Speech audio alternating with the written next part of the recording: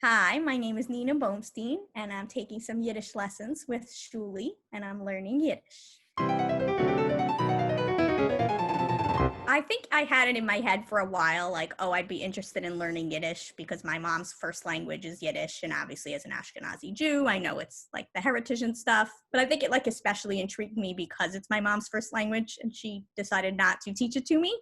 And eventually I was looking for a hobby, and I signed up for a class with the Worker Circle. It was an online Yiddish class, and the teacher was using the Yiddish Pop website, and basically it was sort of like a cute, fun way to start learning some vocabulary, and then I just kept going with it. I did leave out one important thing, which is that I'm a speech therapist. So another reason that I was interested in pursuing Yiddish is I do think it could potentially help my career once I achieve a certain level of conversational fluency, because I can absolutely become bilingually certified and pick up some more work that way. Biggest struggles.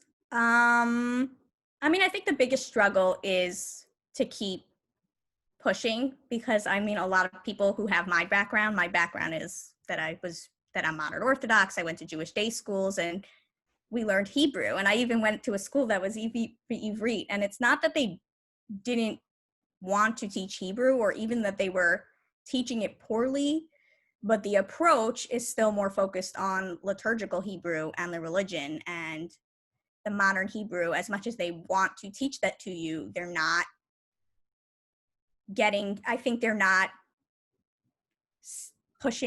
students immersed in it in quite the right way. And so you can wind up really studying Hebrew for 12 years, and obviously you're proficient at davening and studying Chumash or Mishnah or Gemara, if that's what you're doing, but you're not speaking modern Hebrew.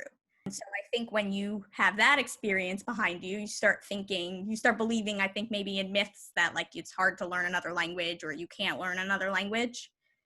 So I think that overcoming that is a bit of the struggle. But also one thing that I noticed in the other direction that I thought was interesting with starting Yiddish at this stage in my life, post becoming a speech therapist, is that I have now a background in speech sounds and phonetics.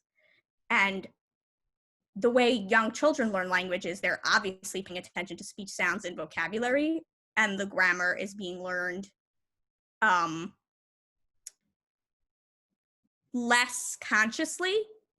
And obviously that's a closer, better way to, are we frozen? That's a closer, better way to learning language. I think it's a better way to learn language. Like I think if you take less emphasis off grammar, it's better for you for learning language, because grammar is the thing that I guess is the scariest. And I think focusing on the speech sounds was sort of a good thing to focus on, because it's less like it's more of a fun aspect of the language. So I think I think it was like a smart choice to focus in on the sounds.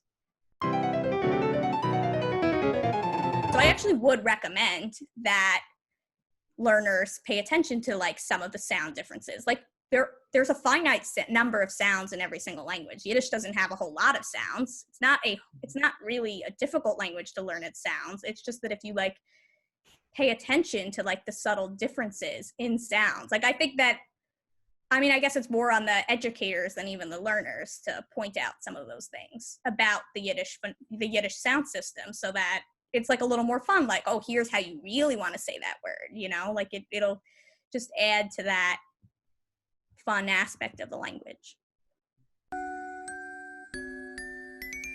I think because for many years, Ashkenazic Jews, for almost 1,000 years, spoke exclusively in Yiddish, I think there's a lot of Jewish ideas that are like embedded in the language, and unique Jewish ways of communicating that are connected to the religion itself that are lost when you're speaking another language, because those expressions and that way of sort of thinking and speaking doesn't move over into English, and didn't move over necessarily into modern Hebrew either, though obviously Yiddish did influence both languages a little bit.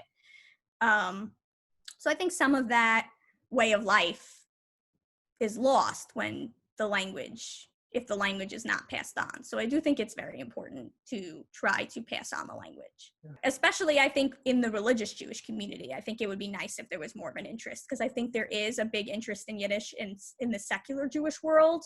And I think using it to connect with religious Judaism is also very valuable, because I think it's nice if you can like read the Parsha in Yiddish or something like that. Like, I think that's a nice thing to do. And it's like another unique way to experience Jewish ideas and Jewish way of thinking just from reading a religious text as well.